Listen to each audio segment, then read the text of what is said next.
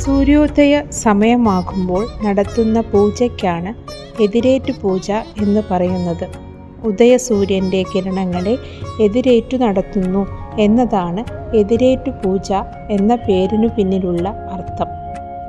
എതിരേറ്റു പൂജ ലോപിച്ച് എതിർത്ത പൂജയായി മാറി.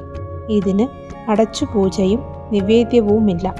ഈ പൂജയുടെ സമയത്ത് തിടപ്പള്ളിയിൽ ഗണപതി ഹോമം നിർവഹിക്കപ്പെടുന്നു.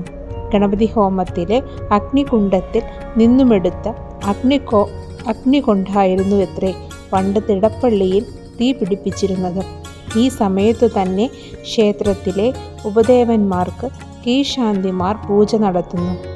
അകത്ത് കന്നിമൂലയിൽ തെക്കു പടിഞ്ഞാറേ മൂല ഗണപതി, പുറത്ത് തെക്കുഭാഗത്തെ പ്രദക്ഷിണ വഴിയിൽ അയ്യപ്പൻ, വടക്കു കിഴക്കുഭാഗത്ത് ഇടത്തരികത്തു കാവിൽ വനദുർഗാ ഭഗവതി എന്നിവരാണ് ഉപദേവതകൾ. ഗണപതിക്കും അയ്യപ്പനും വെള്ള നിവേദ്യമാണ്. കദളിപ്പഴം, പഞ്ചസാര, ത്രിമധുരം എന്നിവ സാമാന്യമായി എല്ലാ ഉപദേവന്മാർക്കും നിവേദിക്കപ്പെടുന്നു. രാവിലെ 7 മണി വരെയാണ് ഇത്.